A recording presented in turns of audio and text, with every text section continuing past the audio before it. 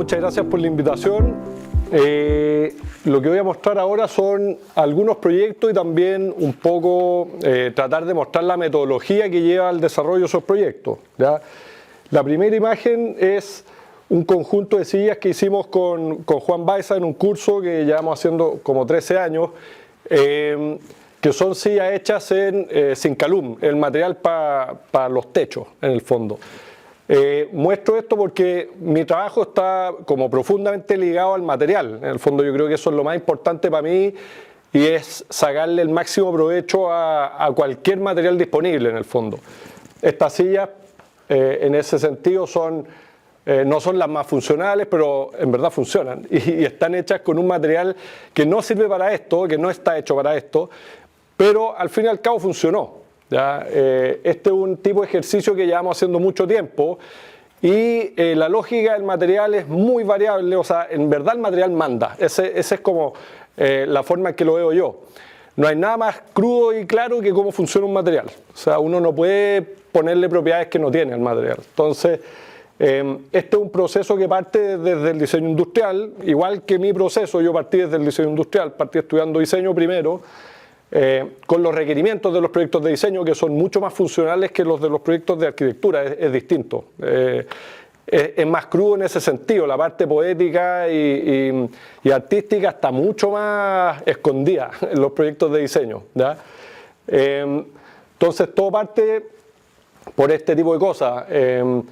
La forma de producir, todo esto que se ve aquí son matrices. En el fondo, este proyecto, este encargo, en un 80% se evaluará por sus matrices, por la forma de hacerse, más que el resultado final. El resultado final es una silla o puede ser una serie de sillas, una familia de sillas. Pero eso puede variar. El proceso productivo es lo que es en ese sentido como ahí está el invento, ¿ya? Acá hay algunas imágenes de un set de herramientas de montaña que estábamos haciendo, que están fabricadas y hay algunas funcionando ya, esquís, piolets, bastones, snowboard, trineos, etc. Todo fabricado. O sea, la cruda realidad es que si uno no lo fabrica no existe. Eso es, ¿ya? Entonces eso es lo que me gusta transmitir a mí como académico, porque es algo que no es del mundo académico, es algo que es del mundo de la cruda realidad, ¿ya? Que también en el fondo es así con la arquitectura. Si la arquitectura en realidad si no se construye, o sea, puede haber proyectos de arquitectura que no se construyan y hay muchos, pero a la hora de construir las decisiones son otras, son mucho más apremiantes, son más pesadas, tienen que ver con plata, tienen que ver con todos los temas que normalmente no tocamos en la academia, ¿ya? Yo soy profesor, no se los digo como que yo fuera alguien que no hace clases, soy profesor, pero en el fondo son variables que uno no considera cuando está estudiando, o las considera poco, ¿ya? Este es un set de sillas que desarrolló una alumna recién, todo en maderas recicladas, maderas nativas con técnicas de laminado y, por ejemplo, lo que hizo ella es un compuesto de laminado de pino radiata de producción renovable con unas chapas, con una capa de terminación de ulmo, de mañío, de laurel, de maderas locales, ¿ya? De forma de darle salida a ciertos productos que son del área muy industrial y otros productos que son, como este tipo de madera, de manejo renovables, de maderas de demolición, etc., ¿ya? Este tipo de proyectos son súper complejos porque contienen toda la parte de fabricación que en un proyecto de arquitectura uno no la ve nunca. Por eso me gusta mostrarlo, porque en realidad hay una fase de experimentación que cambia, efectivamente, cambia los resultados de las cosas, los cambia mucho. Desde los supuestos, desde todas las cosas que hacemos en los proyectos de arquitectura en la academia, que son un poco anteproyectos, aunque estén bien desarrollados. De ahí a la construcción hay muchos cambios menores, muchos, miles de cambios. Y que a veces mejoran las cosas, las simplifican, las depuran, etc. Estos también son muebles hechos en láminas de aluminio. Y la mejor manera en este caso era con pliegue y soldadura de punto, ¿ya? Y se generaban estas superficies ultra rígidas. Está bien, uno se sentaba, suenan, son incómodas para sentarse, pero en realidad armamos una estructura hiper resistente en base a operaciones súper rudimentarias. y con unos costos ridículos en realidad. O sea, claro, este material es caro, pero al final era muy barato el proceso. Acá hay otros experimentos formales. Este es uno de los mejores alumnos que hemos tenido. Era de Noruega y vino de intercambio y no conoció Chile. Estuvo encerrado haciendo la silla todo el semestre. Le encantaba porque en la universidad europea han perdido esto. Esto es algo que conversamos en la Bienal de Navarra. Realmente lo han perdido. Ya no hacen experimentos. No hacen experimentos. Es una cosa bien trágica para nuestra disciplina, que en realidad no puede estar desvinculada de la construcción y de cómo se trabaja con los materiales. O sea, si los arquitectos no sabemos trabajar con los materiales, las cosas no nos van a quedar bien. Es así de directo. Acá hay otra serie de muebles, esto en cartón de packaging industrial. Eso era hiper resistente.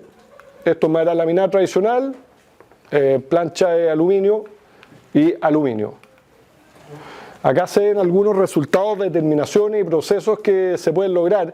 Si se fijan, este es el escenario para probar cosas. Para mí encuentro que es un lujo hacerlo así. En realidad uno puede probar cosas con un nivel constructivo que es muy difícil controlar en una obra, porque la obra no la hace uno.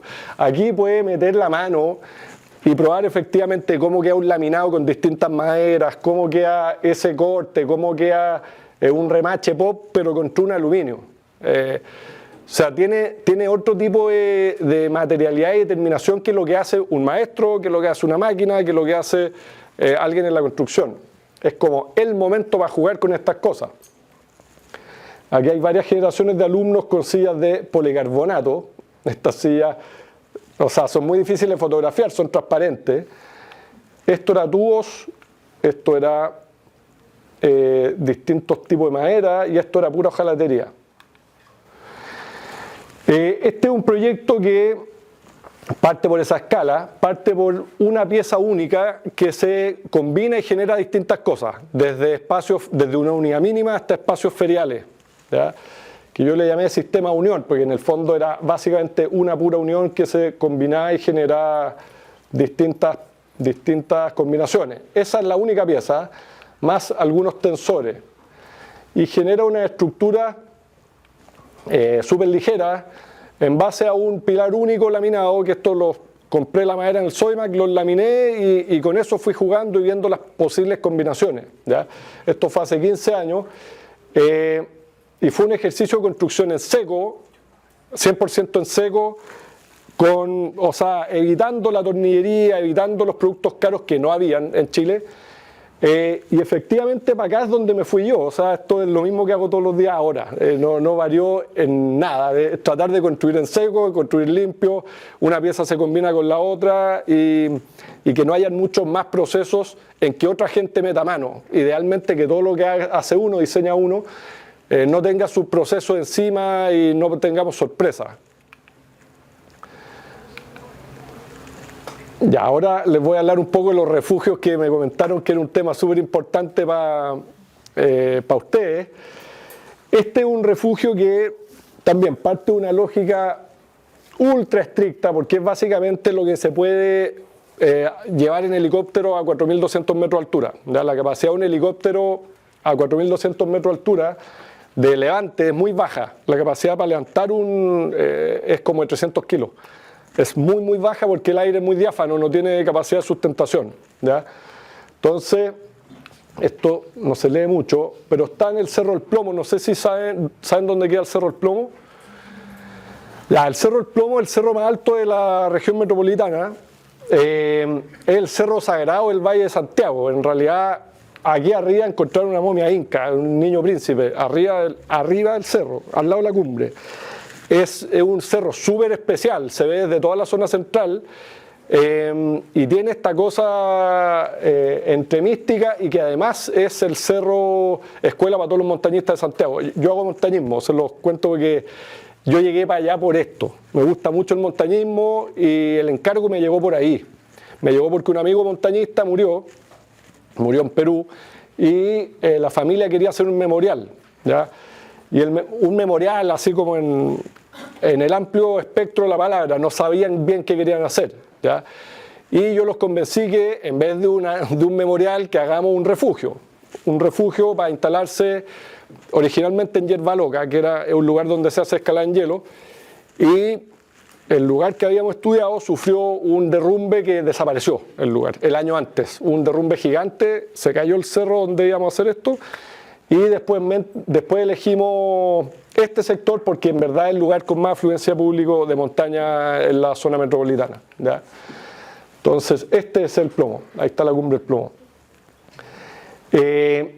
Este refugio tiene 18 metros cuadrados, tiene como el footprint, tiene la planta como de una camioneta, es chico en planta, pero tiene muchos metros cúbicos, en realidad en su parte más alta tiene 3,5 metros de altura, y tiene la gracia de que, en este creo que se entiende mejor, de que aquí, a diferencia de todo este tipo de refugios, no sé si alguna vez han estado en un refugio de montaña, son súper hostiles, es como un submarino, o sea, tiene unas ventanitas así como para que entre algo de luz, pero en realidad por el clima que hay, porque si se rompe un vidrio nadie lo puede reparar y todo, normalmente son puro muro. Entonces este tiene la gracia de que cuando uno entra por aquí y ve el plomo completo, ve una línea hasta arriba y ve la ruta de ascenso. Entonces la gran gracia es esa, que uno puede ver a la gente que está subiendo pero metido en el saco de dormir. Es algo que es súper difícil de hacer en un refugio, es como, normalmente no es así, hay que salir para cualquier cosa, ¿ya? Entonces básicamente hace esto, tiene 2 niveles para dormir y tiene una mesita para cocinar. Y tiene esta altura que es para darle una dimensión simplemente agradable, porque podríamos hacer las cosas que fueran estrictamente funcionales y sería un desagrado. Yo estuve una semana encerrado en un refugio en Campo Hielo Sur, así que en realidad que no es grato, no es nada grato. Entonces traté como insistí mucho en darle esa dimensión arquitectónica que normalmente este tipo de proyectos no tiene, como que es algo que podría ser un militar, o sea, un ingeniero militar en el fondo.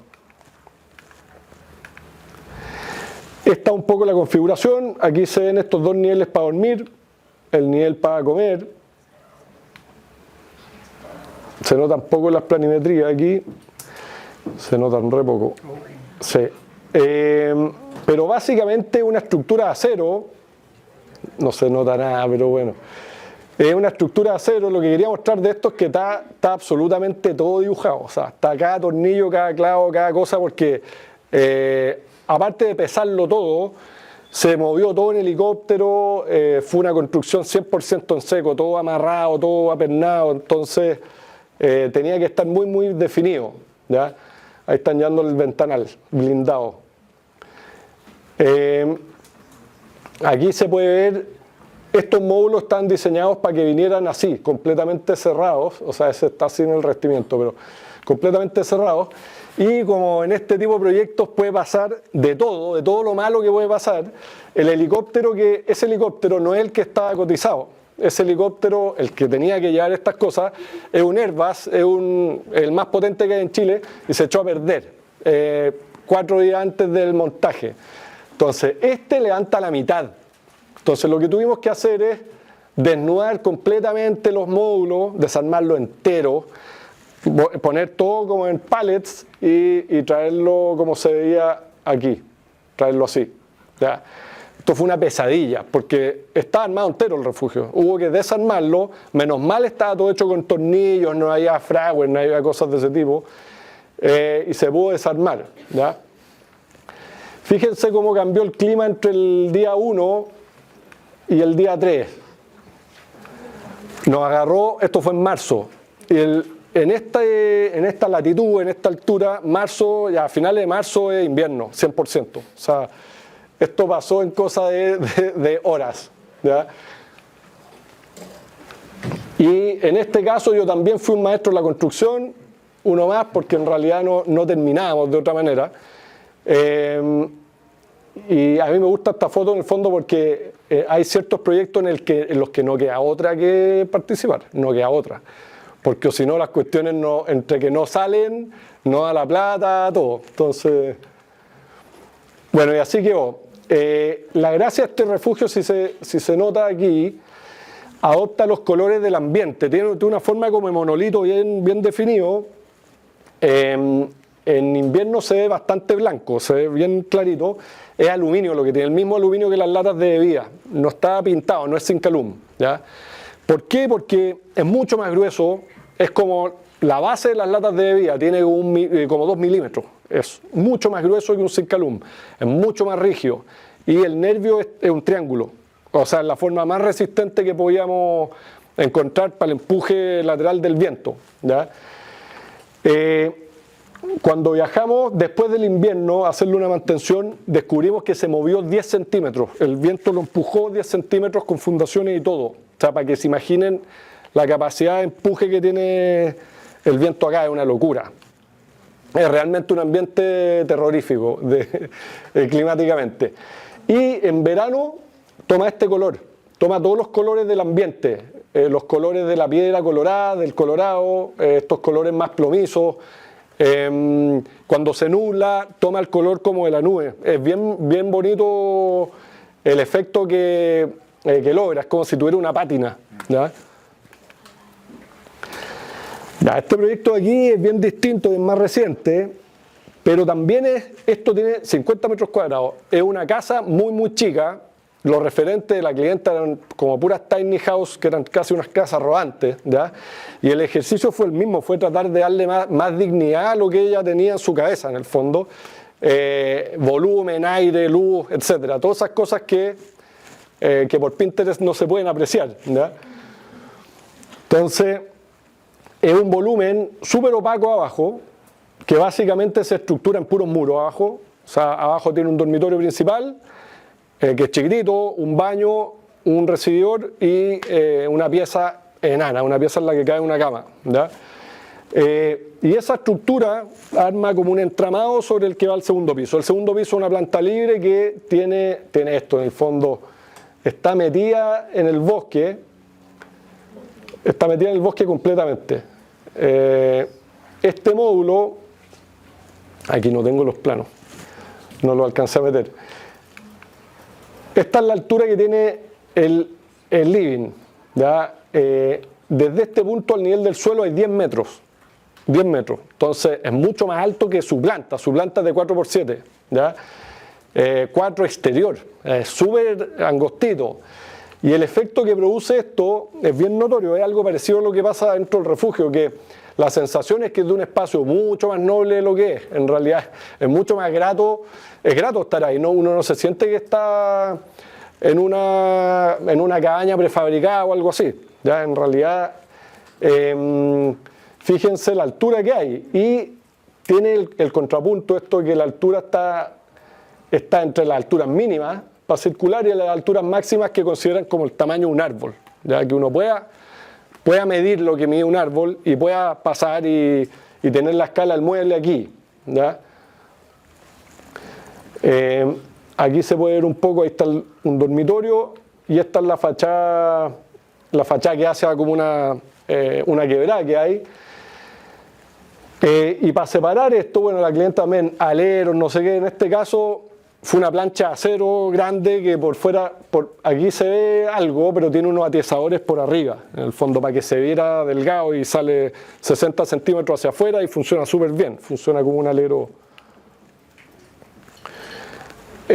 Y también tiene algo el refugio que en el fondo es una especie es un volumen súper claramente identificable, muy distinto de lo que hay en el medio. Ya uno se da cuenta de que hay algo ahí que como que le hace la contraria a las formas que hay en esa zona. Esto se construyó cortado todo en obra, no hubo nada de tecnología asociada a esto. Lo único que se hizo fue prefabricar los tabiques, pero prefabricarlo en un galpón, así como de forma súper artesanal. Y esto es madera laminada y todos los revestimientos fueron de laurel. En este minuto habíamos pillado buen laurel. Entonces tiene esa cualidad extra la casa que en realidad que parece un barco por dentro. Quedó es súper bonito y acogedor el interior, tiene esa cualidad y también tiene un olor a madera bien notorio, esa madera tiene olor. Fíjense lo chico que es esto. O sea, esta escalerita se ve simple, pero un desafío porque la achico 1 centímetro y ya no cabe nada. O sea, para la mudanza tuvimos que hacer, de hecho, por ahí fue la mudanza. Porque por la escalera no pasan los sillones.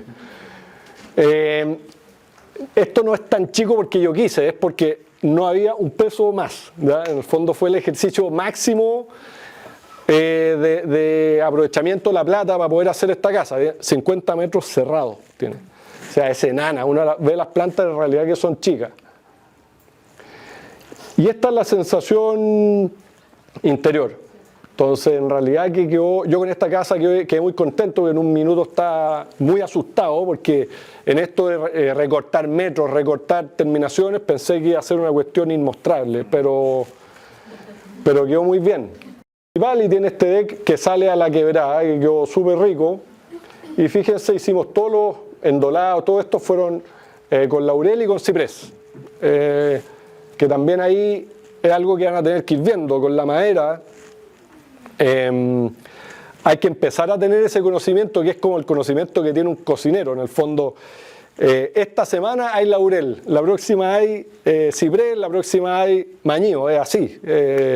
Depende de la barraca, depende de cómo está la madera, así es. Depende si está a precio accesible o no, etc. Entonces uno tiene que tener te tiene que gustar la madera en el fondo, y tiene que tener esa capacidad de estar cotizando, recotizando, yendo a ver si hay materiales que me sirvan, ¿ya? Esto le subió un montón el nivel a la casa, o sea, se nota que hay maderas buenas involucradas. Esta casa es un ejercicio de algo parecido, es una sección que se repite, y esa sección es la más económica que podía lograr con madera laminada, sin cálculo estructural, y que fuera idéntica, sin cálculo estructural por temas municipales, por un montón de cosas, ¿verdad? Pero es básicamente una sección repetitiva, es idéntica. O sea, en ese sentido un ejercicio súper como espartano de que no, la posibilidad de flexibilizarse no existe porque ya mandé a hacer la estructura. Entonces, y un poco todo se va adaptando a eso. A ver, en el primer nivel hay un garage, como un concepto garage o espacio multifunción techado, que para este clima es una maravilla, porque en realidad cualquier cosa queréis cargar el auto y ya, se hace aquí, o los niños pueden jugar con tormenta, etc. Aquí hay un dormitorio invitado, aquí hay un dormitorio de servicio, caldera, lavadero, y acá hay 2 dormitorios, baño y dormitorio principal y otro baño. Y arriba hay una especie de quincho techado, oficina y el área como pública. Les voy a mostrar un detalle a ver si se entiende un poco. Se ve re poco, pero esto también está dibujado hasta el último tornillo. Lo que se ve ahí son tornillos.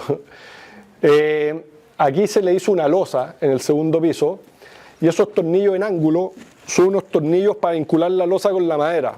¿Ya? Eso está tapado y todo, pero en el fondo estas casas de madera, no sé si han visto casas antiguas con luces más o menos grandes, flechan, o sea, hacen esto con el tiempo.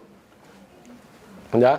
Entonces, una de las técnicas es poner tornillos desde el eje hacia la derecha y el eje hacia la izquierda en ángulo de 45 grados cuando uno hormigona. Esos tornillos quedan metidos dentro del hormigón y una vez que la losa se fragua, queda indeformable. O sea, las vigas y el hormigón se convierten en una sola cosa. Es una losa colaborante más hechiza, en el fondo. Eso le confiere mucha rigidez a la casa, también cambia hartas cosas que no se aprecian en las fotos, táctiles, etc. ¿Esto lo hiciste en todas las vigas que cruzan? Eso está en una losa, en el segundo piso. ¿Pero en las vigas son las? Claro, sobre las vigas. O sea, es un problema porque hay que meter tornillos, hacer una machina para meter tornillos en cada una de las vigas. ¿Y eso te permitió cruzar de lado a lado sin apoyarse al medio? Exacto. ¿Y cuál es la medida que le pusiste? Son 7 metros. ¿7 metros? Sí, sí. Y son viguitas así, son de 41 centímetros, de 41 milímetros por 21. Está al mínimo. Al mínimo. Entonces, bueno, esta es la casa. Y si se fijan, también hay una cosa rara en los techos. No hay ningún tirante, o sea, hay un tirante de acero. No hay piezas de madera en el otro sentido. Es mucho más barato el tirante que la pieza de madera, ¿ya? Y ese triángulo es súper indeformable.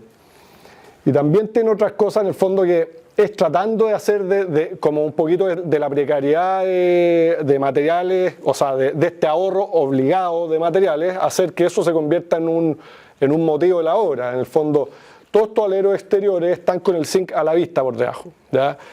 Toda la estructura está a la vista en todas partes. Salvo aquí que hay un paquete de aislación, por supuesto, pero en realidad está tapado casi nada, fíjense.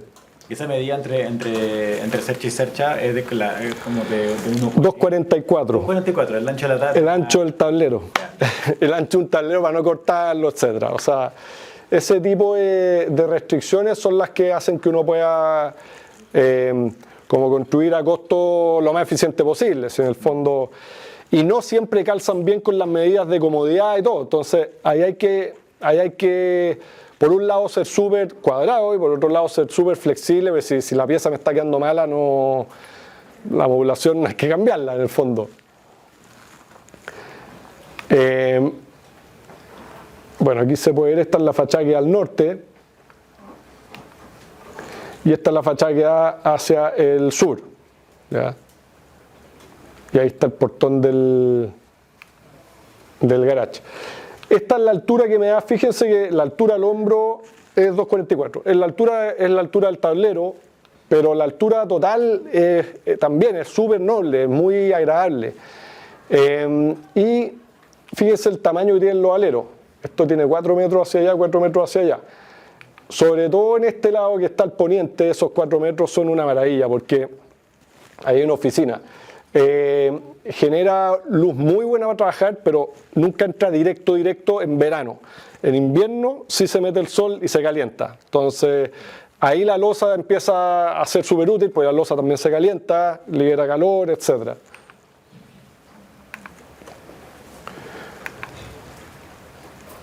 Y aquí se puede ver un poquito, este es garage, ¿cierto? Aquí hubo que poner un refuerzo.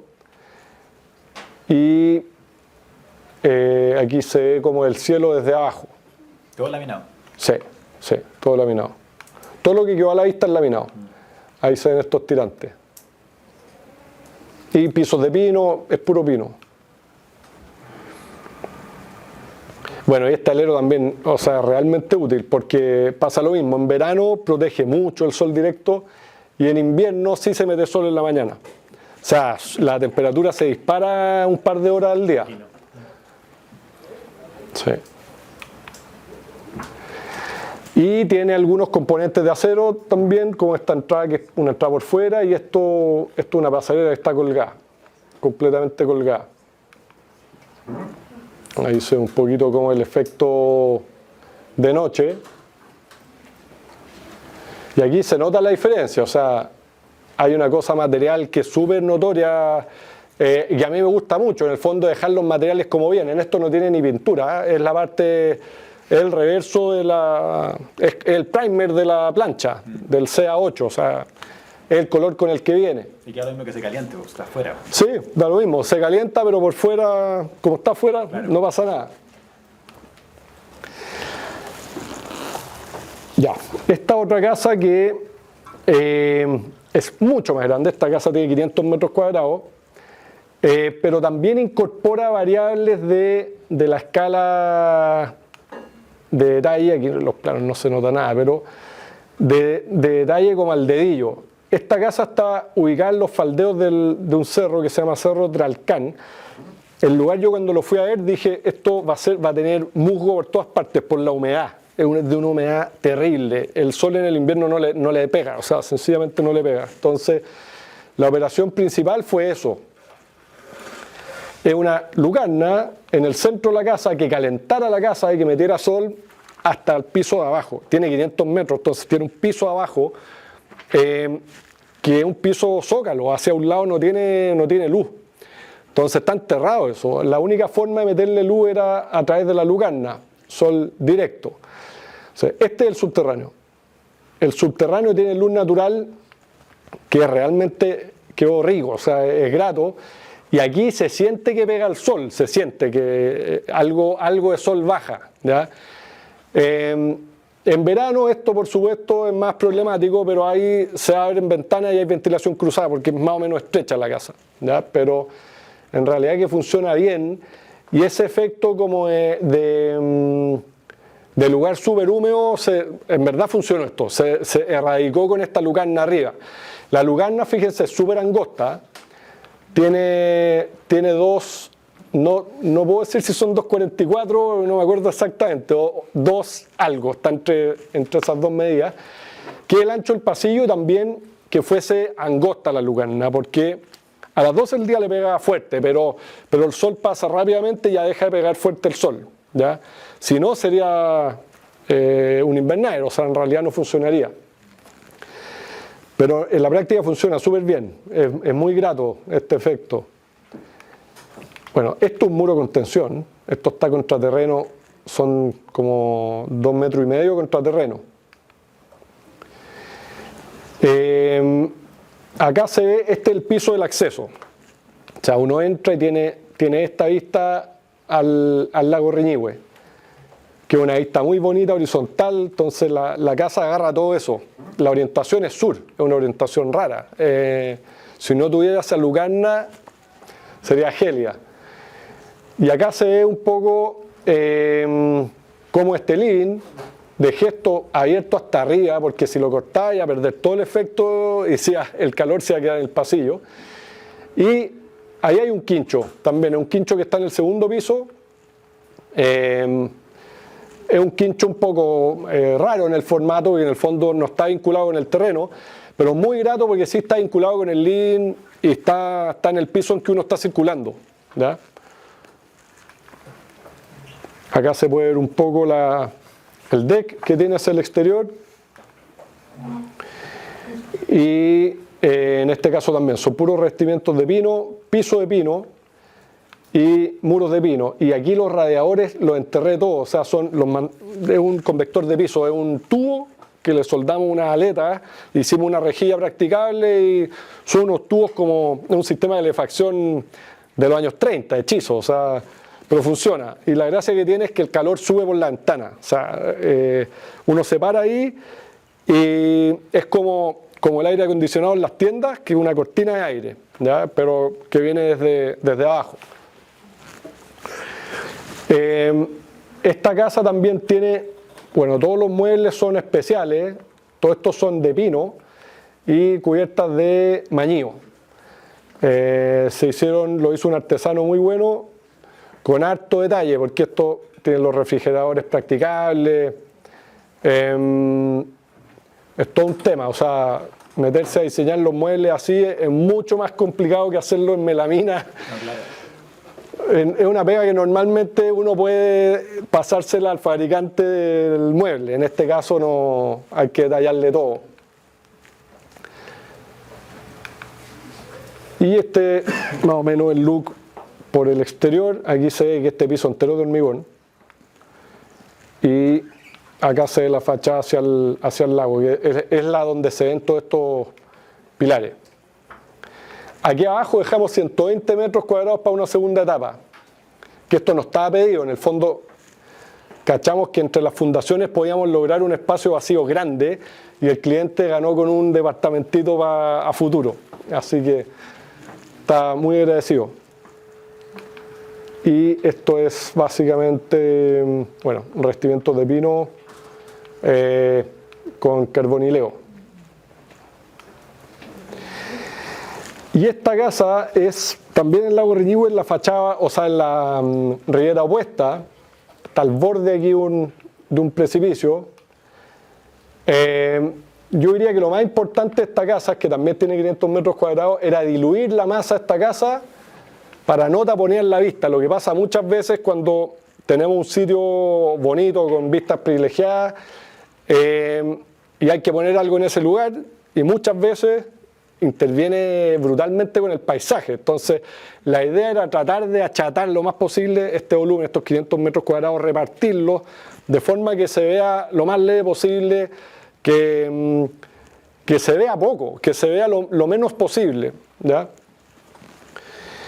En ese sentido planteé una estructura de 2 zócalos enterrados. Este zócalo aquí es, en esta familia tienen un hijo que tiene un autismo severo, entonces necesita un espacio realmente independiente y es una especie de departamentito de él. Y la otra área es de invitados y la otra área donde están los hijos, acá son 7 hijos, entonces familia grande. Todos estos hormigones y todo lo de arriba es madera. Aquí se ve un poco los entramados de estructura, entramados de piso y entramados de techos. Y en esta casa sí que fue como de mucho rigor la parte de modelamiento estructural y todo, porque al ser grande los errores de escalce y todo podían ser graves. Aquí se ve un poquito el corte. Este corte pasa por el estacionamiento, esto no lo mencioné. Aquí abajo están los estacionamientos. También tratando de proveer la mayor cantidad de superficie posible techada, conociendo el ambiente, el clima y todo, que en realidad cualquier superficie techada que tengamos por acá se agradece muchísimo, ¿ya? Sirve para todo, desde para celebrar el 18 de septiembre hasta copiar materiales, hasta para trabajar, lo que sea. Aquí se puede ver este espacio debajo de la casa. Y esto otra movida que fue súper importante.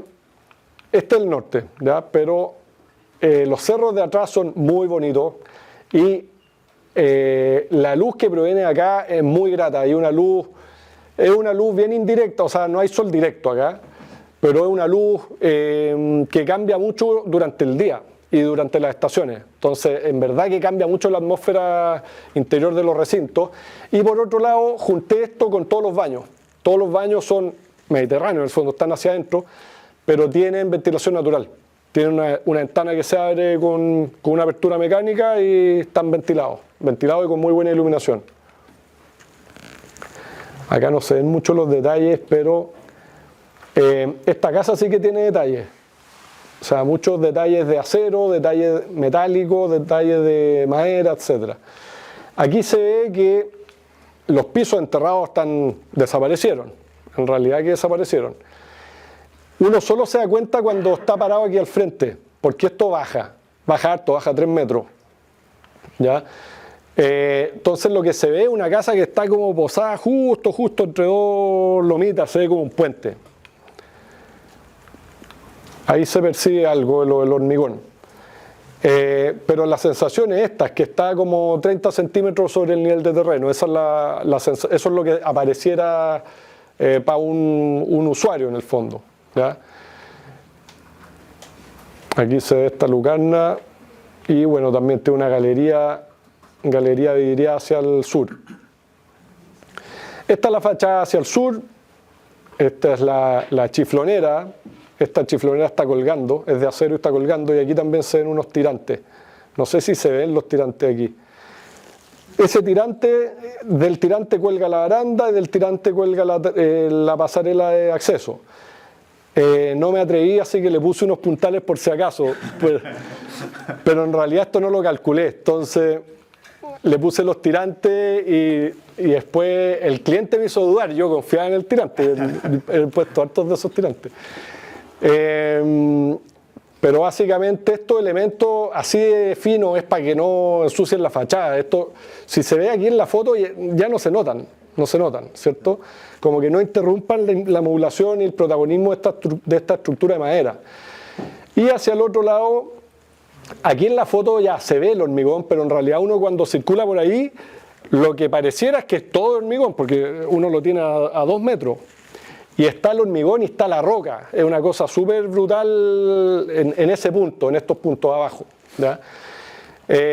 Entonces tiene eso que a mí me gusta mucho, que tiene unos contrastes súper fuertes entre lo de arriba, que se ve como muy ligero, y esto de aquí abajo, que es masivo. Uno se mete entre medio y se nota que hay una humedad distinta, una sombra distinta, etc. Este es el estacionamiento. Yo le decía al cliente del estacionamiento con mejor vista que yo he conocido. Y yo lo convencí con que a futuro aquí podrían convertirlo en una salita, no sé qué, pero ahora eso se lo tengo prohibido y no lo va a hacer, no lo va a hacer. Ya se convenció que no, pero en el fondo quedó feliz. Él no quería un estacionamiento ahí. Yo como que lo llevé para allá para hacer este puente y todo, o sea, para lograr esto en el fondo. Y esta casa también tiene 6 metros de alero hacia este lado. Hacia allá hasta el poniente. Y lo que se logra con eso es un espacio que el alero excede este deck, sale hacia afuera, y este espacio se ocupa mucho. O sea, los asados son así, aquí a este lado, pero como que se ocupa todo este pasto, se ocupa toda esta zona, incluso cuando está lloviendo, lo que es muy rico. O sea, en realidad el espacio se ocupa muchísimo. Estas son algunas vistas interiores. Aquí se ve que esta cocina, por ejemplo, tiene una eterna discusión marido y mujer de los matrimonios de los clientes, que la cocina abierta o cerrada. Ya, estas es las dos, en el fondo. Esa puerta se cierra ahí y esa puerta se cierra y queda completamente cerrada, ¿ya? Y cuando se abre queda, esto es un bar. Aquí abajo tiene una máquina de hielo. Como que uno va dejando contento a los clientes. Oye, aquí va tu máquina de hielo y aquí va tu puerta corredera de granero, listo, ya. Y con eso se van convenciendo las cosas que uno va decidiendo. Y la cocina, aquí está como medio borrosa esta foto. En la cocina, todos estos muebles son de mañío. Y también, este mueble isla tiene 4 cajones grandes. O sea, redujimos todos los muebles de la cocina a pocos muebles muy artesanales, hecho muy artesanal en el sentido que no hay ni una melamina en esta cocina, está hecho todo con maderas buenas.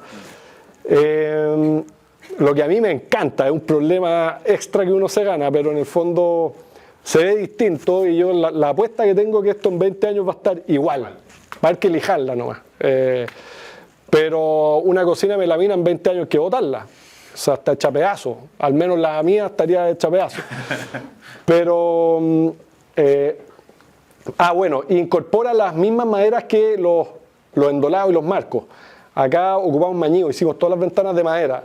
Todas las ventanas fijas de madera y las proyectantes de madera, que hubo que hacer una ventana artesanal con burletes de goma, es un problemón también, que gratis, en el fondo el cliente quería PVC y lo convencí a hacerla así porque en realidad quedaron mucho más bonitas y es así de esbelto y yo creo que también va a estar mucho mejor que el PVC en 20 años. Sí. De todas maneras. Se elijan, claro. Sí, exacto.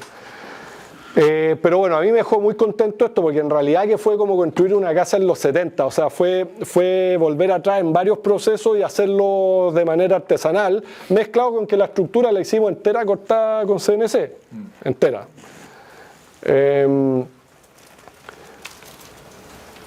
Aquí se ven también los radiadores escondidos, que también es otro problemón, que hay que aislar el entrepiso de forma especial y todo. Estos también son de mañío y quedaron muy bonitos y aquí se pone el dueño de casa con el whisky sentado justo arriba y sale el calorcito. Entonces, con eso quedó encantado. Y bueno, aquí se ve un poco el corte que se produce y este es el zócalo ahí que queda enterrado.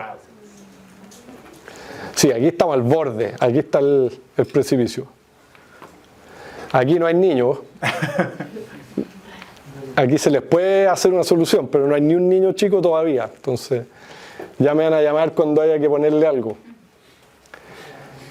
Mira cómo vuela.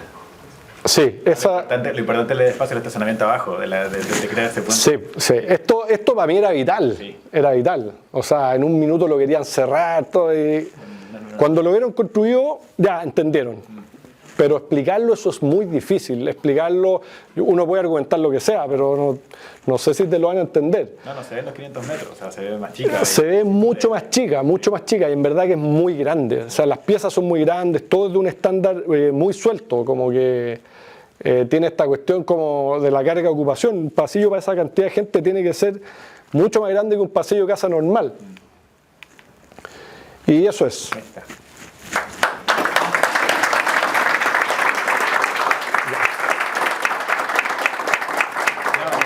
Muchas gracias por compartir esto. O sea, de verdad, un lujo de ver este como viaje entre una escala chica, desde 8 metros cuadrados a terminar en esto, o sea, sí, los 500. Sí. Y que se muestra un poco como la pasión por la madera, la pasión por el material, desde esa escala hasta esto. O sea, claro. Increíble. Así que muchísimas gracias.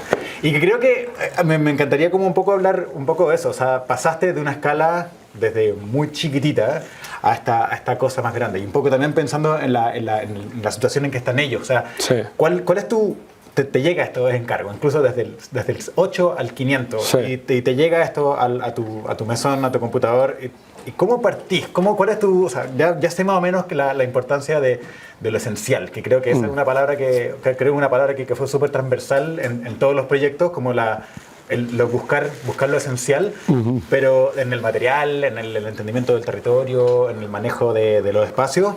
Pero ¿cómo es para ti tu proceso creativo? ¿Te llega esto? ¿Y en qué minuto balanceáis entre cliente, entre tu visión sí. y el contexto? ¿Cómo es ese juego? Es súper difícil porque en el fondo, hay una cosa que es fundamental, que el cliente tiene que estar feliz, porque si no la cuestión no anda y tengo como 15 proyectos que no se han construido porque el cliente no estaba feliz. Entonces, si eso uno no se da cuenta o como que desprecia un poco al cliente, que en el ambiente de la arquitectura pasa, está liquidado, En el fondo hay una cosa que es de empatía y de escuchar y entender lo que quiere el cliente, más que pasarle por encima. Yo en el fondo, estas cosas que le decía aquí de poner la máquina de hielo y todo, es porque yo sabía que la máquina de hielo para él era importante. Es forma de tentarlo, pero no es doblegarlo, empujarlo, ¿te fijáis? Entonces, yo creo que eso es algo que el estudio del diseño es mucho más empático con el cliente que la arquitectura. O sea, el entendimiento del usuario sí, es esencial. Hay una diferencia como de formación ahí, ¿cachai? Que nosotros, la formación de arquitectos, estamos como que no lidiamos nunca con el cliente, o no existe, o es súper teórico lo que él quiere, o en realidad no le vamos a hacer caso. No, claro. Entonces, yo creo que ese es un tema fundamental. Sí. Fundamental. Yo primero hago una especie de encuesta y necesito conocer al personaje, lo necesito conocer. Sus manías, sus fijaciones, como que es lo que más le importa. O sea, enamorarse del cliente, fíjate, un poco. O lo voy a detestar, pero en el fondo tenéis que entender lo que él necesita, ¿ya? Y ahí es el primer rayado de cancha, diría yo, como de para dónde voy a apostar todas las fichas, porque es un all-in esta cuestión, en el fondo. Sí. Ya, primero esto y ahora, ¿dónde es? ¿Y qué medios tengo?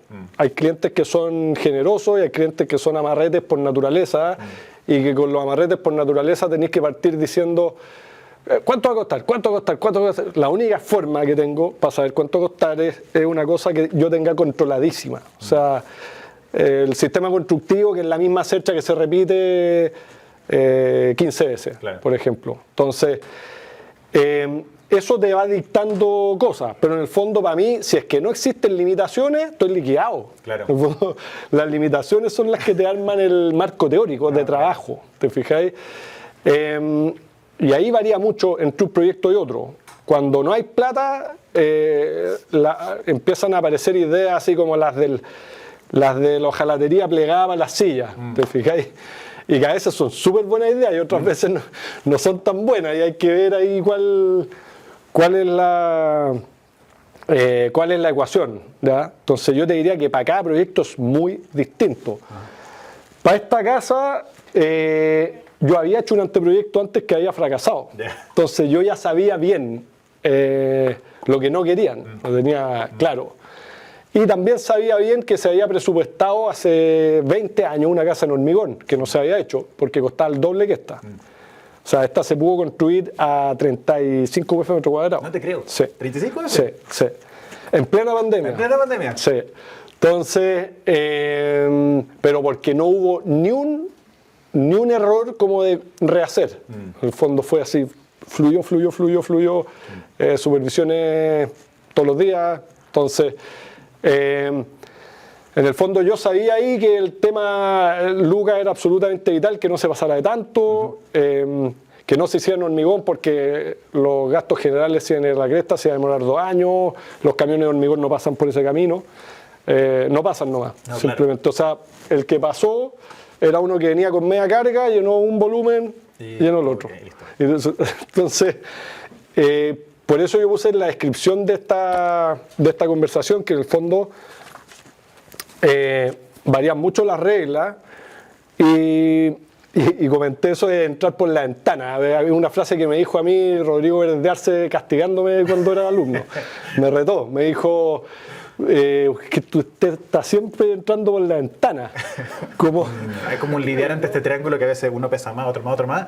Y el tuyo creo que está eso, como que es muy único porque nace desde otro lado y desde entrando por la ventana, como decía tu profesor, y se manifiesta como claramente. O sea, como podías hablar un poquito más de eso también. Sí. De tu visión, como de tu firma. Sí, yo creo que tiene harto que ver con el proceso de diseño del diseño industrial, que en el fondo uno podría diseñar cualquier cosa, aunque te parezca morfológicamente horrible o una aberración, pero si la haces con la técnica apropiada, la cosa funciona. Claro. ¿Te fijas? Entonces, yo muchas veces no he estado tan conforme con el anteproyecto, por ejemplo, y que el cliente sí. Y yo lo haría de nuevo, lo haría de nuevo, lo haría de nuevo. Y me meto en esta cuestión neurótica del desarrollo, que uno podría decir que es técnico, pero no es técnico, el desarrollo arquitectónico. Cómo son las piezas, las uniones, cómo es la modulación, la repetición de elementos, qué materiales van aquí adentro. Claro. Y esa parte, con esa parte uno puede salir jugando en el fondo. O sea, uno ve las cosas de Carlos Carpa y no son necesariamente el partido general más lógico, funcional. No, el gallo era un genio virtuoso de la materia en el fondo. Claro. Entonces, lo digo porque se me ocurre que es un ejemplo así súper claro de que él es un astro de manejarse en el área chica. ¿Te fijáis? Entonces, a mí me gusta cuando entramos al área chica, me fascina. Me fascinan los planos de 1.50 para abajo. No, se nota, o sea, eso es 1:1 y lo que habláis de este corte, con lo, o sea... Claro, eso a mí me encanta, yo creo que ahí se define la cuestión. Un proyecto medianamente bien concebido, lo podéis tirar para arriba muy notoriamente con trabajo neurótico y atención al detalle, y que te guste eso. Porque claro. La pasión por eso, la pasión por si no te gusta esa parte de detallar y todo, es imposible. Claro. Porque aparte tiene esto que a mí me gusta hacer, que de repente ya si tenemos un cambio de material y aquí vamos a poner esta madera, ¿qué dimensiones tiene esta madera? Empezar a llamar entre constructor, barraca y no sé qué. Boquilla, claro. Claro. Sí. Yo creo que va por ahí, que tiene que ver mucho con el trabajo intensivo de la parte de detalle y de la factibilidad, en el fondo, de estar seguro que esto que vamos a hacer lo vamos a poder construir. No, me encantó esa palabra, lo intensivo, o sea, lo catete. Sí, O sea, se ve como en los proyectos de que hay sido catete en el buscar el detalle, el material, la forma técnica como precisa para adecuarse a las condicionantes. Sí, genial. Sí. Y en ese sentido, y cambiando un poquito de tema, el enamoramiento del material creo que es esencial, ¿no? O sea, se nota que tú ya eres un experto en la madera y te pasaste y has estado trabajando en la madera laminada también últimamente. Sí. O sea, y dicen, o sea, pero también el acero, ¿no es cierto? O sea, como que tenía ese balance entre el uso del acero y la madera y también un poco entendiendo como para ello, o sea, como en qué minuto elegí el material, en qué minuto es acero, en qué minuto es una madera laminada o en qué manera es otro tipo de madera, o sea, como cuál es tu proceso de elección también como para llegar a esa solución. Y que habla del enamoramiento también del material. Bueno, yo creo que tiene que ver con las propiedades intrínsecas del material. En el fondo, yo a todo esto, todas las primeras cosas que hice, que no mostré ninguna, eran todas en acero, todas. Porque hace 15 años en Santiago no había carpinteros buenos, ninguno, pero sí tenía muy buen fierrero. Ah, claro. Entonces, en ese caso la decisión era fácil, ya, fierro, acero. Y antes había también como un miedo como a la madera, por lo menos Sí, en nuestra región nadie me metropolitana, creía como que no, que no. se quema, que se Sí, pudre, que no sé exacto. qué, y de repente, claro, hubo un avance también como tecnológico, me imagino, Exacto. que la madera tecnificada, la madera laminada, como que agarró también como una potencia, ¿no es cierto? De todas maneras, hubo un salto gigante, o sea, a nivel mundial, pero que está súper estudiado, como que hay mucha bibliografía, hay muchos casos exitosos, por todo, por la reducción de la huella de carbono, por la eficiencia constructiva, la velocidad, la menor mano de obra, las prestaciones de todo. O sea, prestaciones funcionales de la madera son muy superiores a las del acero cuando está bien trabajada, o sea, a las del hormigón. Pero nada, yo ahora estoy trabajando con madera porque encuentro, o sea, Chile es un país maderero. Hay mucha madera disponible, hay madera renovable, madera no renovable, hay un poco de todo. Y ahora uno cuenta con los recursos técnicos, tecnológicos y todo para trabajar con este material. En el fondo, muchas de estas casas han sido mecanizadas, pero la más complicada no, porque no haya plata para mecanizarla. ¿Te fijáis? Entonces, yo creo que tampoco hay que depender tanto de los medios disponibles. Hay que ser, o sea, si no está Timber que me puede cortar la casa, chuta, estoy liquidado, no puedo ser arquitecto, no. O sea, en el fondo, como que hay que ser ingenioso para eso y... No, claro. Y ahí está entretenido porque ahí está el experimento que decías tú al principio. O sea, partiste como diseñador industrial experimentando en esa escala Sí. y lo mismo, como cómo seguía experimentando a los 500 metros con otro material, como con otro presupuesto también Sí, sí. es súper interesante, ¿no es cierto? O cómo lo estáis haciendo, o para ti, cómo se sigue sintiendo esa energía universitaria a lo mejor en un proyecto como este y en tu timeline de carrera. Sí, bueno, a mí me gusta harto esa parte de probar como, ya, ahora voy a hacer esta parte de la casa en acero. ¿Por qué? Y al cliente le digo, porque es muchísimo más barato. Eso es lo que le digo, por ejemplo. Los tirantes, no, es que o de otra forma va a costar tanto si lo hacemos madera laminada. Y yo sé que sí va a echar a perder toda esa fachada. Yeah. Entonces... el tirante no costó nada, o sea, en realidad era un chiste la cuestión, y la aranda y todo quedó, pero preciosa, y la aranda se le hizo un hoyo y un pinchazo de soldadura por debajo, y sería. Entonces, esa parte de experimentación, en parte te tiene que gustar ir a la construcción, o sea, te tiene que gustar ir a obra, tenés que saber de obra, tenés que saber harto, en el fondo te tienen que creer. Casi todas estas cosas son con maestros con los que llevo mucho tiempo trabajando y que me creen. O sea, yo le hago un dibujo, todo, y el viejo me hace una muestra, la valido y lo hacen. Pero para el tema de experimentación es que es delicado, hay que tener cuidado, porque es mucha plata la que está en juego ajena. Claro.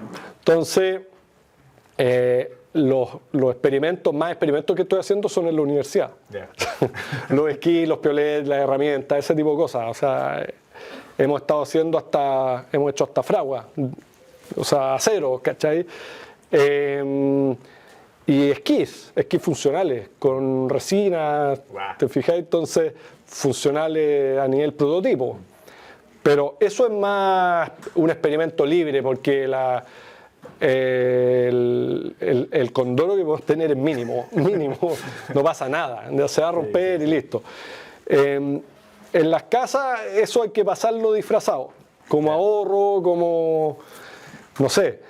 Y yo también tiendo a sacar cosas en general, a sacar cosas de las que puso el calculista y todo, y después verificarlo, o sea, no ser irresponsable, eliminar cosas y decirle, oye, esto hagámoslo en uno de los proyectos, todas estas barras eran un pilar. Sí. Era un pilar y era o una diagonal. Esa diagonal en un proyecto son unos tirantes así ahora, Claro. mínimo. Sí. Y para el calculista fue como... No se le había ocurrido porque ellos no están formados en eso. No están claro. formados en que la cosa se vea leve, en que no se deforme el conjunto, etc. No, genial, o sea, se nota esa búsqueda como de lo esencial, siento yo, desde el 8 metros cuadrados, volviendo como lo que partíamos al principio, de los 8 a los 500, o sea, una casa como esta, grande, como compleja, Claro. se ve que incluso ahí estáis buscando como lo esencial, manteniendo el módulo, intentando hacerlo Claro, sacándole cuestiones y cuando el cliente te pide 15 centímetros más en una pieza, te es un pone todo ataque de el módulo, pánico. el O sea, módulo para el lado. Claro, entonces esa parte hay que tenerla muy bien argumentada, muy bien ajustada. Más vale cambiar el anteproyecto 4 veces que cambiarlo esto en obra. Claro, o sea, claro, claro. No, genial. Voy a hacerte una última pregunta Dale. antes de pasarla al público. También un poco entendiendo en la situación que están ellos. ¿Qué consejo también les dais a los alumnos acá que se encuentran en una situación que están trabajando con el refugio, trabajando como con lo esencial, buscando a lo mejor el material perfecto para sus proyectos? O sea, como, ¿qué les pasa de tu experiencia desde los 8 a los 500 Sí. en la búsqueda de lo esencial? ¿Qué les recomienda? Yo creo que lo fundamental es pensar que como que esto se fuera a construir mañana. O sea, si uno no lo piensa así, la cuestión nunca va a tener una dimensión de realidad certera. O sea, que en verdad los planos que uno esté haciendo sean, ya, ok, mañana está entregado, vamos a construir. Lo vamos a construir con todas las pifes que tenga. O sea, que lo va a tomar un constructor y no lo va a mejorar, lo va a echar a perder harto. Entonces, para mí esa es la forma. Esa es la forma, fue desde la universidad, sí, en el fondo, ese sistema constructivo de palos, ese que mostré, ese lo construí yo con mis manos y en el fondo los planos estaban tan detallados que era realidad virtual la cuestión. ¿Cachai? O sea, fue tal como se hizo, con modificaciones pero milimétricas, mínimas.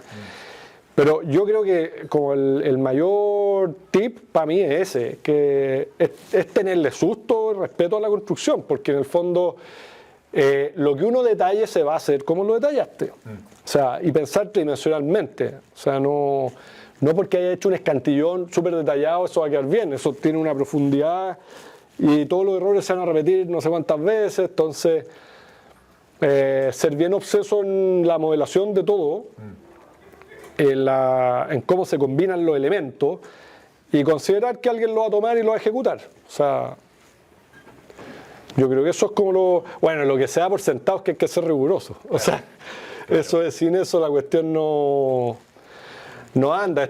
Es un tipo de trabajo en el que yo creo que la neurosis juega un papel clave, fundamental. Me acuerdo, Martín Hurtado me decía una vez, mira, los buenos arquitectos, hay la estrellita, hay uno o medio por generación, así como... Y el resto del desarrollo de la carrera de arquitectura es eso, es el enamorarse del rigor. O sea, el ser riguroso, el enamorarse del material, el enamorarse del análisis del contexto es lo esencial, el rigor. Y dedicarle muchas más horas de las que habíais pensado. O sea, al final la cuestión siempre es así, lamentablemente. A costa de nuestros bolsillos, a costa de nuestros sueños. De nuestro tiempo, nuestros sueños. Así es, ¿no? Genial. Muchas gracias. ¿Alguien del público tiene alguna pregunta, por favor? Hola, Tomás. Hola, ¿qué tal? Colega, junto al profesor ahí, colega, tocayo tuyo, al lado de C, estamos justamente a cargo del taller de tercero. Perfecto. Estamos trabajando con arquitectura temporal, vamos al concurso Corman. Perfecto.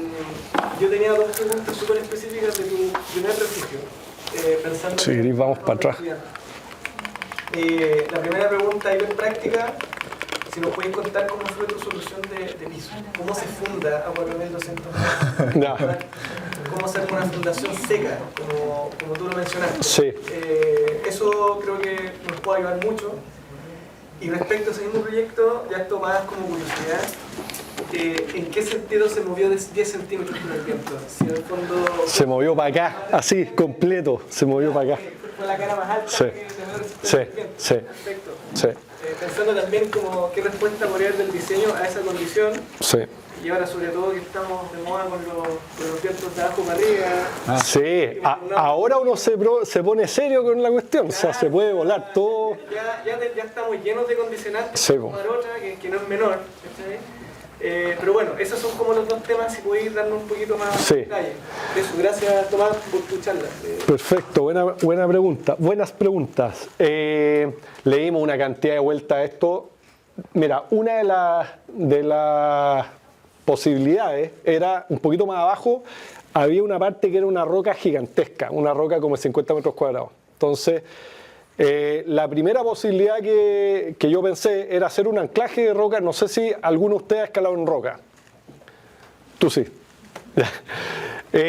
La escalada de roca tradicional, no la escalada de roca deportivas con seguros que se mueven. La escalada de roca tradicional es enterrándole a la roca pernos químicos cada cierta distancia.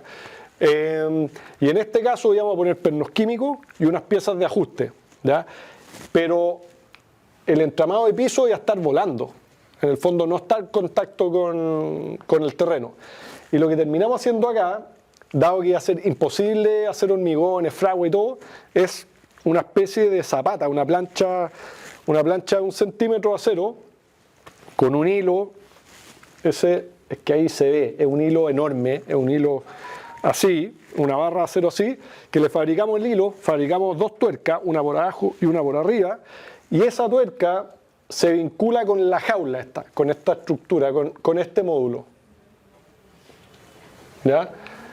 Esa barra sube hasta aquí arriba y se aperna la estructura, es una barra autonivelante, ¿ya? Con gatas de auto, llamamos gatas de auto, sin unas gatas, nivelamos todo, o sea, armamos estos 3 módulos primero, los apernamos entre sí, metimos las gatas, lo nivelamos y esto también una herramienta hechiza, lo movimos hasta que quedara a nivel y lo apretamos por arriba, por abajo y quedó. Eso es. Es parecido a las fundaciones, es que hay algunas fundaciones en seco que son australianas, estos tornillos y todo, pero no sirven para este terreno. Este terreno es muy granular, son piedras. Es como un acarreo lo que hay ahí. Es un acarreo. Entonces lo que hicimos fue que esto se entierre, ponte tú 1 metro, 50, 60 centímetros, y le echamos con pala piedrecitas encima. Entonces tiene peso arriba, no tiene nada más. Ah, bueno. Por eso se arrastró. Sí. Se arrastró el acarreo en el fondo. ¿Y la solución para que no se moviera más? O sea, fue como Ese fue un experimento. Entregarla al acarreo y Sí. aparecerá 10 Sí. centímetros después. Exacto. O sea, en realidad, claro, esto estaba compactado y todo, pero compactado, imagínate las condiciones en que se hizo Sí, esto. no. Entonces, se movió hasta llegar a su posición ya Sí. fija, definitiva. tiene mucho peso de piedra sobre esta fundación y el peso propio del refugio en el fondo. Y después no se movió más, pero cuando se hizo se movió con el viento, lo arrastró entero. Es una vela, al final de cuentas, también, porque que Sí. baja por el valle y Sí. le Sí. pega. La posición ideal para esto hubiese sido en el otro sentido. Claro. El tema es que la vista estaba aquí, en el fondo esto estaba así. Y aquí no habíamos, en realidad que no habíamos cachado. A ver, déjenme ver si esto. Ya. Acá está el glaciar Iber. Aquí baja un viento que es terrorífico en invierno. Se produce un efecto Venturi. Aquí hay justo una especie de vallecito. Donde está este campamento, está el campamento Federación. Aquí se nota el vallecito. Y la presión del aire frío, esto yo lo aprendí así, no lo aprendí como conceptos de física, lo aprendí porque me tocó verlo. El glaciar bota piedras de hielo y las piedras llegaban hasta acá y llegaban rápido, llegaban pero de verdad como balines, porque la presión de aire frío baja justo por aquí, justo por aquí. Es tanto así que el helicóptero no podía aterrizar acá, no podía porque lo succionaba hacia abajo. Wow. El aire frío. El piloto, que era un piloto del ejército, dijo, ahí no estacionó, ahí no paramos, chao, no, la descarga va a ser allá, ahí. En ese punto que está más arriba, por aquí no viene este como río de aire frío. El río de aire frío llega hasta aquí. Entonces, justo ahí, justo ahí. De hecho, este es el único lugar que podíamos usar. En el fondo, como que este fue el lugar que nos dieron. Y el otro refugio que había está un poquito más atrás y se volcó entero ese refugio. Se vuelca todos los años. O sea, habría que... Esto lo ideal sería ponerse aquí arriba, pero no se puede poner ahí, porque eso se ve desde todas partes, en el fondo. Esto está bajo la administración de Valle Nevado. Claro. Entonces estábamos amarrados por todos Y es lados. un valle súper sensible, la gente es sensible. Súper sensible, lo han vandalizado como 5 veces. Sí. O sea, rompieron la puerta, rompieron el vidrio blindado, pero no lo han podido quebrar, pero está trizado entero. Wow. Sí, es bien lamentable, siendo que es un refugio que es absolutamente gratis, no hay que pagar por nada, etc. ¿Lo administra quién? ¿Valle Nevado? Nadie lo administra, es de Valle Nevado, en el Ya. fondo. O sea, está bajo la concesión de Valle Nevado, pero todo esto es un parque que es privado, es de una familia Campos, que ellos lo donaron en el fondo, esto cualquiera puede entrar. ¿Alguna otra pregunta? Por allá. Considerando que estamos arriba, ahí hay 4.400 metros de altura, si estuviéramos más o menos a 2.200, ¿cómo sería el viento que llegara desde ahí? Más o menos, ¿qué velocidad tiene? Pucha, es que eso sí que es variable. Miremos lo que pasó recién aquí en la mitad de Puerto Varas. Por un lado, 160 kilómetros y por otro, 80. ¿Dónde hacer el refugio? ¿El que estás pensando? En el Corcovado. Ah, es una locura. No, es terrorífico. Es igual que esto o peor. Yo te digo, yo soy montañista, yo no he estado en el Corcovado, pero estuve en el San Lorenzo, que está cerca, y en Campo Hielo Sur. En Campo Hielo Sur, para poner la carpa hay que parar a las 4 de la tarde, entre 4 personas, y enterrarse, porque la carpa que sea va a morir. Entonces, eso es lo que hay que considerar. O sea, vientos diarios de 100 kilómetros por hora para arriba, o sea, huracanes todos los días. Y en el Corcovado, esa zona es brutal el viento. Sí. Considerando el turismo aventura, ¿cuántas personas más o menos serían las que suben o cuánto sería ese refugio en sí que ocupa? ¿Cuántas personas ocupan? Mira, yo aquí lo que pensé es que hubieran 3 arriba, a ver, 3, 6, 9, 8, 9, 10, 11, 12, 13, 14, 15, 16. 16 personas en caso extremo, en caso de que hubiera que usar la mesa, usar todo. Esto se puede transformar en litera. O sea, podría dormir en el suelo, aquí, aquí y aquí. Y eventualmente yo había pensado poner una especie de altillo ahí. 16 personas es harta gente. Una acordada normalmente para subir un cerro como el Corcovado no va a ser de menos de 3 personas, yo creo. Nadie se va a meter en solitario para allá. Es demasiado peligroso y remoto. Yo creo que es un mínimo de 3 y un máximo de 15, máximo 15, 16 personas. Si es que estamos hablando de un refugio de este tipo, que es un refugio como para vivac, no tiene nada de equipamiento, ¿cierto? Y lo otro, ¿cuál sería como la estación ideal más o menos para hacer este tipo de aventura, porque ya en invierno como es imposible? Pleno verano, pero lo que pasa es que estos cerros, hay muchas expediciones en invierno porque el clima es más estable, es igualmente malo todo el rato, en el fondo, pero es más estable que en verano. En verano hay 3 días buenos y 10 días de tormenta, por ejemplo. Acá arriba están las tormentas de verano que pasan todas las tardes también. Sí, o sea, como sí, que cambia mucho durante el día. Sí. Yo creo que el Corcovado debe ser de las, o sea, hasta en la Patagonia Norte debe ser de las zonas con clima más brutal del mundo. Eso hay que considerar. Más variable, brutal y que se deshiela completo en verano. Es raro, es súper raro. ¿Cuál sería como el ideal de metros cuadrados que podría tener un refugio considerando unas 12 personas más o menos? Yo le di 18. 18 metros cuadrados. Sí. Tenéis que pensar en el fondo, piensa en el módulo transportable. Porque esto al Corcovado hay que llegar en helicóptero. Sí. Lo bueno es que para allá podéis llegar, el helicóptero Con el puede helicóptero volar grande, claro. Porque no necesitáis estar tan alto. Pues, Exacto, exacto. Es casi nivel del mar. Sí. Sí. Perfecto. ¿Sí? Yo tengo una duda, que por ejemplo hay un proyecto que igual está en el mismo parque y bueno, como nos explicaba que el viento es como brutal y todo, ¿qué haría por ejemplo si hay una torre de 80 metros cuadrados como para que no se vaya a pasar el Una torre, pero ¿de altura qué altura? 80 metros. Te están pidiendo las soluciones para el proyecto de taller.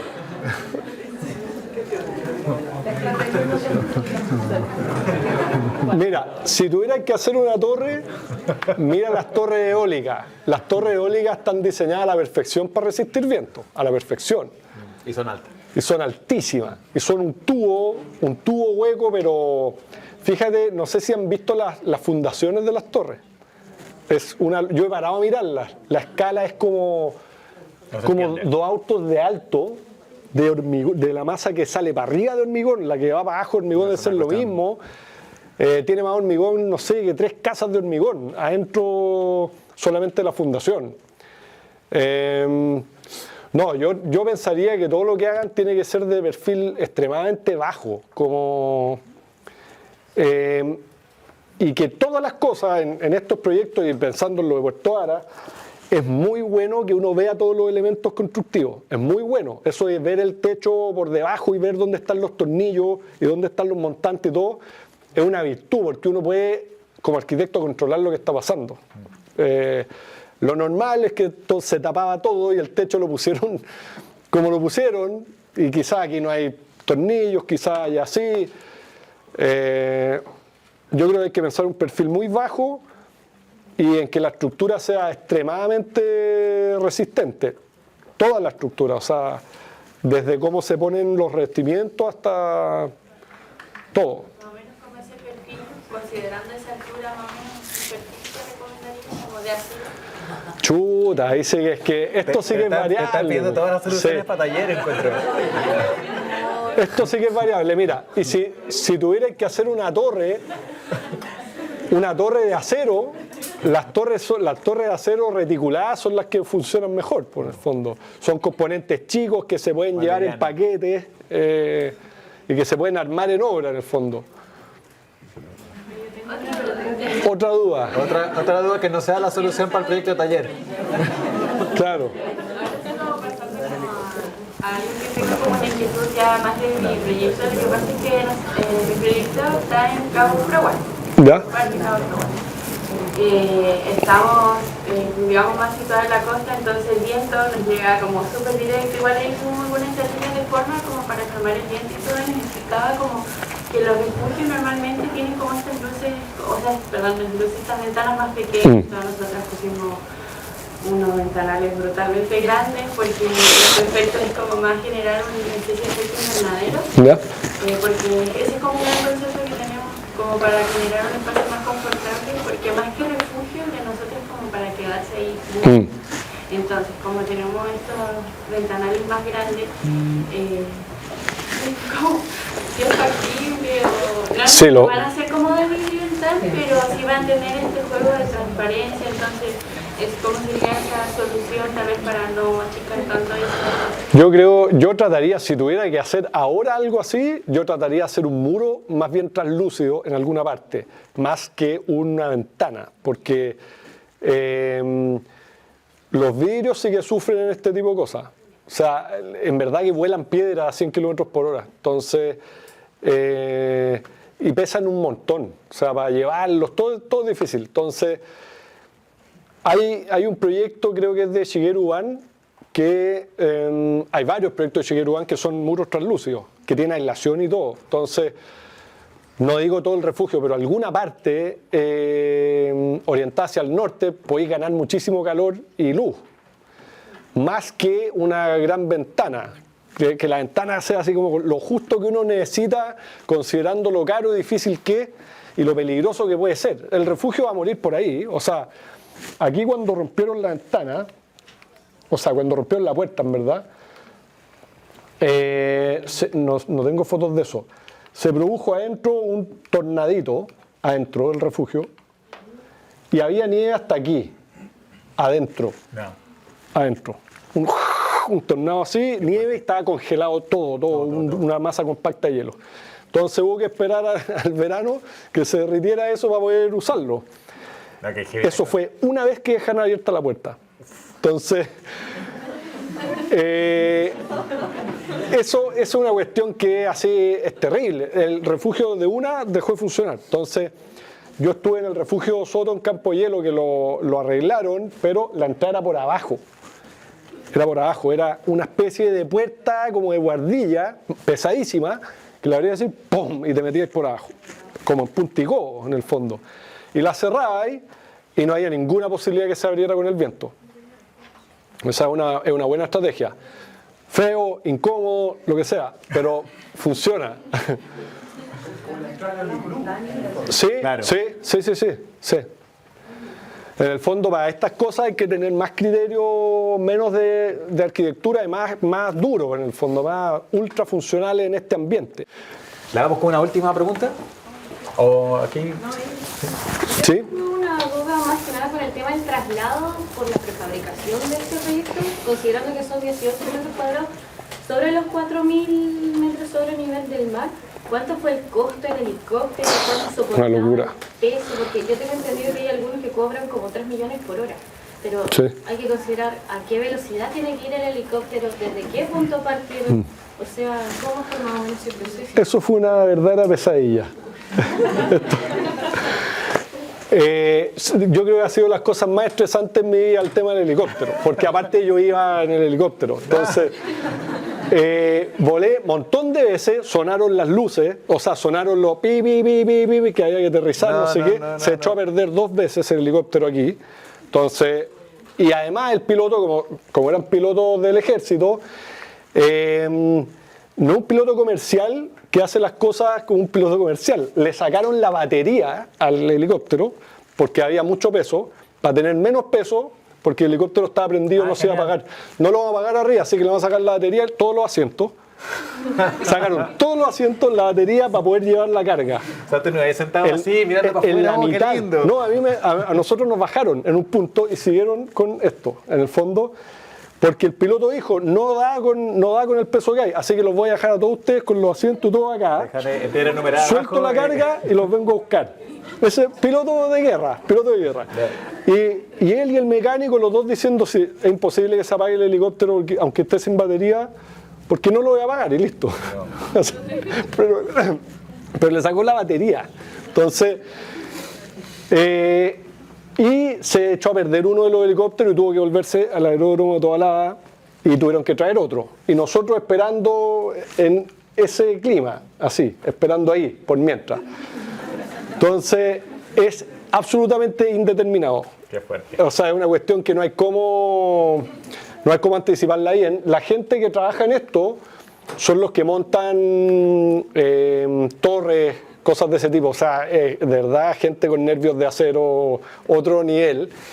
Y esto yo creo que salió como 30 millones. ¿Cuántos viajes hicieron? Deben haber sido 8 viajes, una cosa así. ¿Cuánto peso podía levantar el helicóptero? Como 300 kilos, pero 300 kilos aquí. Se supone que eran 3.000 kilos el helicóptero, el grande. ¿Ya? Ahora este paquete está como en 300 kilos, porque este helicóptero puede mucho menos, este es un helicóptero chico. Claro. ¿Ya? Esa fue como la segunda opción que ya Sí, pudieron. exacto. Y esa plata del helicóptero no salió del cliente, en el fondo esto fue una donación de Anglo American, que Anglo American tiene un convenio con Valle Nevado, Claro. en el fondo. Ya. Fue por ese lado que salió la la sacamos, oportunidad. Sí, del sí, sí. helicóptero, si no, ninguna posibilidad. Sí. No, genial. El piloto se llama Pablo Fajardo, un comando. Un comando, era comando. Para ir a buscarlo. Sí, sí. Oye, nada, genial. Muchísimas gracias por tu Bueno, tiempo, gracias por a usted. compartir todo esto con Gracias a nosotros. usted.